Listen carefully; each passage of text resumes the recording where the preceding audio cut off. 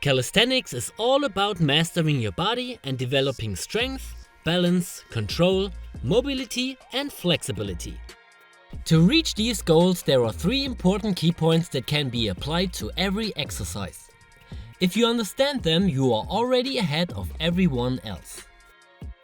The first one is stabilization. No matter which calisthenics exercise you do, you always have to stabilize your body. Of course, this also counts for some exercises with weights.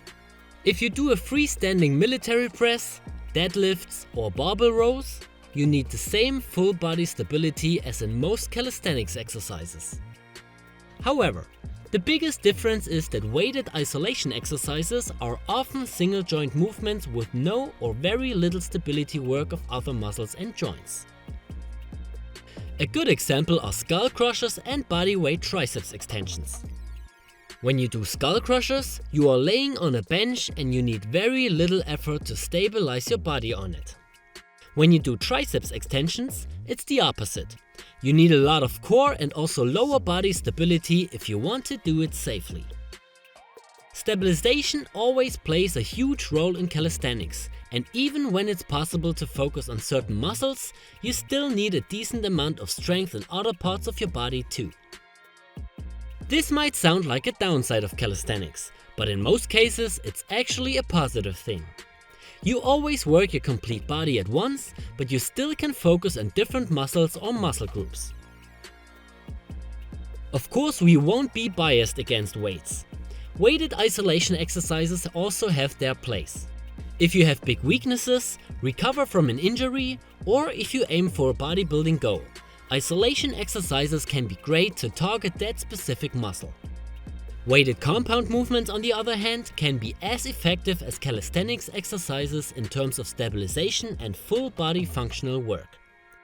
Your body is not only designed to support its own weight, but also to interact with objects in your environment. Alright, let's move on to the next point, which is range of motion.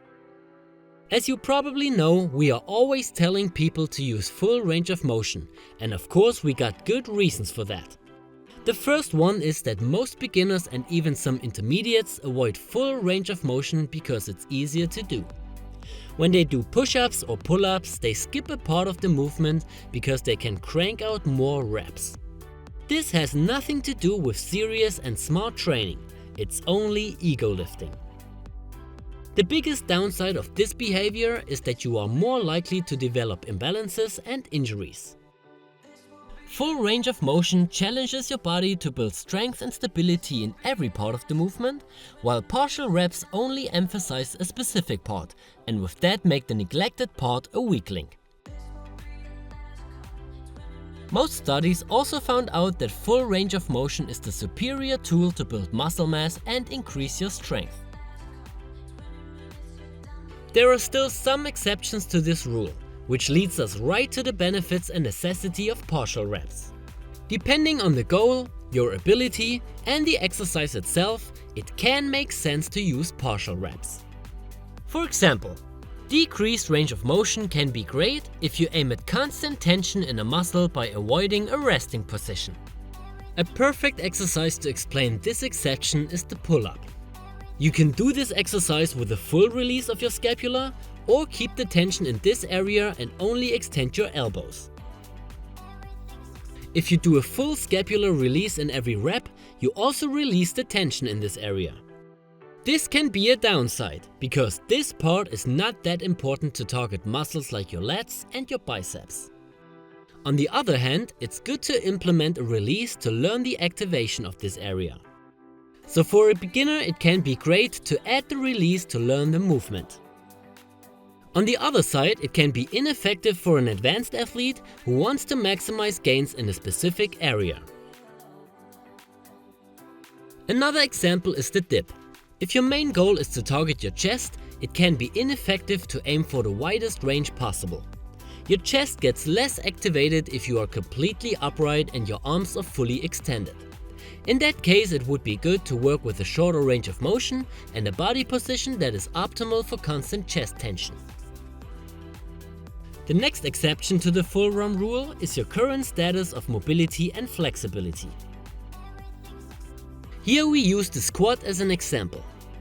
If you can't do a proper deep squat, it makes no sense to aim for full range of motion if you sacrifice form for it. In this case, you should work with your current range of motion and try to improve your mobility at the same time.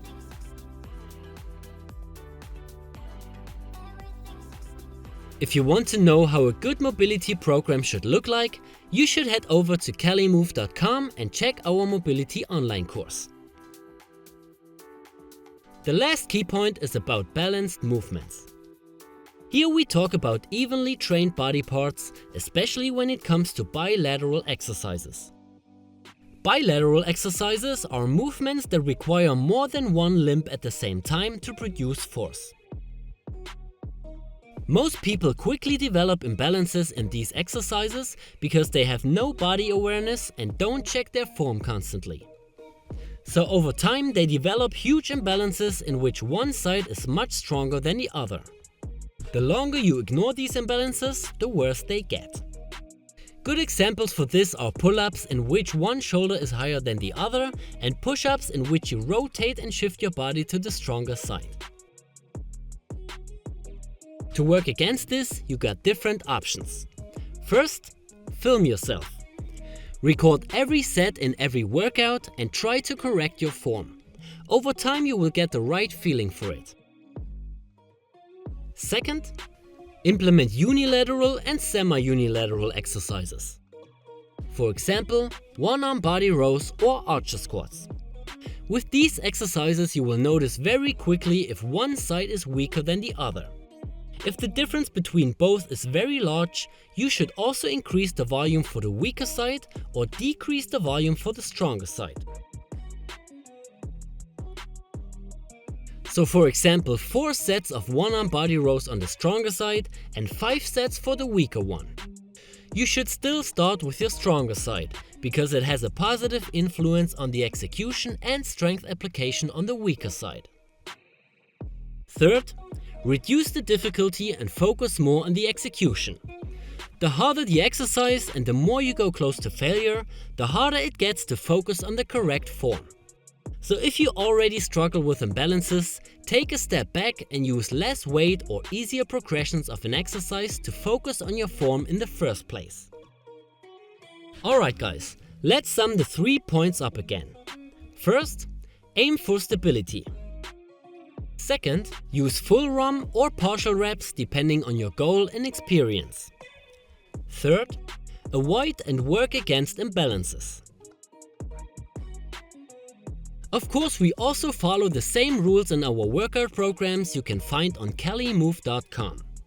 No matter if you want to train at home, learn calisthenics skills, improve your mobility, or build muscle, we have you covered.